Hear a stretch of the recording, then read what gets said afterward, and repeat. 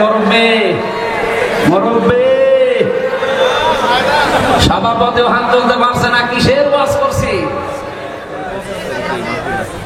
খাদিজাতুল কুবরা রাদিয়াল্লাহু তাআলা আনহা জীবনে এক ওয়াক্ত নামাজ পড়েননি, একটা রোজা রাখেননি, জীবনে একদিনের জন্য পর্দায় ছিলেন না, একটা বার হজও করেননি, একটা টাকা তিনি যাকাত দেননি। অথচ তাকে আল্লাহ জান্নাতে একটা ঘর বানিয়ে অলরেডি পাঠিয়েছে তার জন্য সুসংবাদ। আর আল্লাহ নিজে এই মহিলাকে সালাম পাঠিয়েছে। তার পুরা জীবন আমি পড়ে একটা কারণ পেয়েছি, জীবনে কোনো দিন একটা দিনের জন্য তিনি স্বামীর মনে দুঃখ দেননি। এখানে যারা আমরা আছি, যারা যারা বসে আছে চেয়ারে আরো বেশি করে নেবে। হ্যাঁ, টাকা আছে অন্তত আমারও দেওয়া লাগবে, কুষ্টিয়া জেলা যেহেতু। দাঁড়া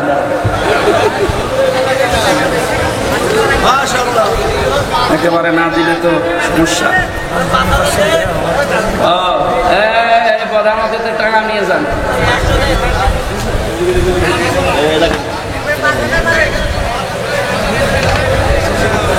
সুবহানাল্লাহ আলহামদুলিল্লাহ লা ইলাহা ইল্লাল্লাহ সুবহানাল্লাহ আলহামদুলিল্লাহ। তাড়াতাড়ি ভাই, খুব তাড়াতাড়ি, খালি একবার দিয়ে বের হয়ে চলে যাবেন ভাই, খুব তাড়াতাড়ি করেন। ব্যাগ যাদের কাছে আছে একটু তাড়াতাড়ি করেন। আপনি একটু মাইকে বলে দিন তো, ব্যাগ নিয়ে তাড়াতাড়ি আপনারা কাজটা সেরে ফেলেন। তাদের কাছে মহিলাদেরকে নির্যাতন করছে, আপনারা তাড়াতাড়ি কালেকশনটা করে ফেলেন। সময় দেওয়া যাবে না, আমাদের সুযোগটা দিয়েছে, সুযোগটা আমরা ব্যবহার করি ইনশাল্লাহ। আমরা সবাই দ্রুত দিয়ে দিই এবং সমস্ত স্বেচ্ছাসেবক ভাইরা ব্যাগ নিয়ে দ্রুত এই কালেকশনটা করে ফেলেন। সুবহানাল্লাহ আলহামদুলিল্লাহ লা ইলাহা ইল্লাল্লাহ সুবহানাল্লাহ আলহামদুলিল্লাহ।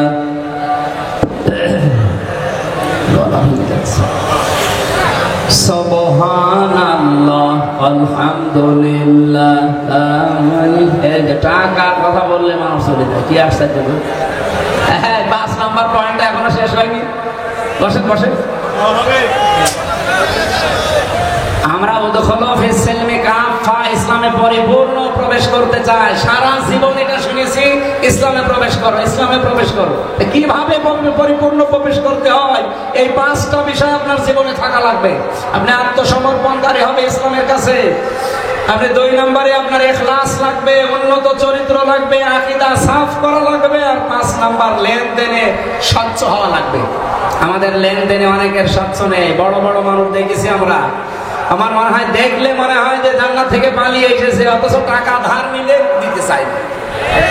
এরকম মানুষ নেই। দোকানে বাকি যদি খায়, ওই দোকানের সামনে দিয়ে যায় না, উল্টা দিকে ঘুরে যায়। লেনদেনে স্বচ্ছ থাকবে। এই 5টা বিষয় যখন দেখবেন পরিপূর্ণ আপনি মানতেছেন, আপনি মনে করবেন যে আমি ইসলামে পরিপূর্ণ প্রবেশ করেছি। সম্মানিত মা বোনেরা, আপনাদের জন্য একটাই মাত্র ওয়াজ করছি, খাদিজাতুল কুবরা রাদিয়াল্লাহু তাআলা আনহা আপনার আদর্শ। আমি তার জীবনী নিয়ে বই লিখেছি, 6 জন আদর্শ নারী নিয়ে। আপনার স্বামীর কাছে আমরা দিয়ে দিচ্ছি, স্বামীর কাছে, মেয়ের কাছে, অথবা ছেলেকে পাঠিয়ে দিয়ে ছোট ছোট বাচ্চাদের গাড়ি থেকে নিয়ে যেন পুরানটা পড়বেন। 120 পৃষ্ঠা লিখেছি মেয়েদের জীবন নিয়ে। খাদিজাতুল কুবরা রাদিয়াল্লাহু তাআলা আনহা জীবনে এক ওয়াক্ত নামাজ পড়েননি, একটা রোজা রাখেননি, জীবনে একদিনের জন্য পর্দায় ছিলেন না, একটা বার হজও করেননি, একটা টাকা তিনি যাকাত দেননি। অথচ তাকে আল্লাহ জান্নাতে একটা ঘর বানিয়ে অলরেডি পাঠিয়েছে তার জন্য সুসংবাদ। আর আল্লাহ নিজে এই মহিলাকে সালাম পাঠিয়েছে। তার পুরা জীবন আমি পড়ে একটা কারণ পেয়েছি, জীবনে কোনো দিন একটা দিনের জন্য তিনি স্বামীর মনে দুঃখ দেননি। এখানে যারা আমরা আছি, একটা স্বামী হাত তুলতে পারবেন যে জীবনে আমার বউ একদিনের জন্য আমাকে কোনোদিন দুঃখ দেয়নি? হাত তোলেন তো দেখি। না, একজনও নেই। মুরব্বি মুরব্বি সভাপতিও হাত তুলতে পারছে না, কিসের ওয়াজ করছি? কেউ পারলাম না আমরা। এটা যদি উল্টিয়ে বলা হয়, মেয়েরা যদি বলে একটু স্বামীকে জিজ্ঞাসা করেন তো জীবনে আমাকে কোনোদিন একদিনের জন্য দুঃখ দেয়নি এরকম স্বামী আছে কিনা, পাওয়া যাবে? না না, নেই। এক একদিন 10টা করে দুঃখ দেওয়া হচ্ছে। মেয়েরা, আমি সময় বেশি নিয়ে ফেলেছি, আজকে আমি 1 ঘন্টা 10 মিনিট হয়ে গেছে, এত বেশি বিস্তারিত যেতে চাচ্ছি না, কারণ কালকে আমার অনুষ্ঠান আছে অনেক দূরে, দিনের বেলা একটা, রাতে একটা, সাতক্ষীরা। এই গাড়িতে আপনাদের লিখিত বই পাওয়া যায়, আমি জেলখানায় বসে লিখেছিলাম হালকা হালকা, ওগুলো বাইরে এসে পাবলিশ করেছি। দাম্পত্য জীবনের কলহ এবং তার সমাধান কি করে করা লাগে, মেয়েদের আদর্শ কারা, এই 2টা বই আছে, ছেলের জন্য একটা, মেয়ের জন্য একটা। ওটা আশা করছি যাওয়ার সময় নিয়ে যাবেন, আপনার ছেলেকে স্বামীকে পাঠিয়ে দেন স্টেজের কাছে।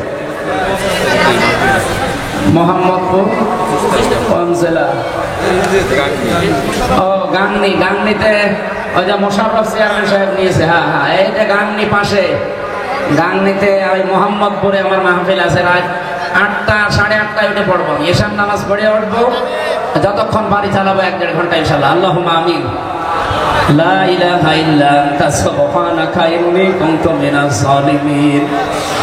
রব্বানা যালামনা আনফুসানা ওয়া ইল্লাম তাগফির লানা ওয়া তারহামনা লানাকুনান্না মিনাল খাসিরিন।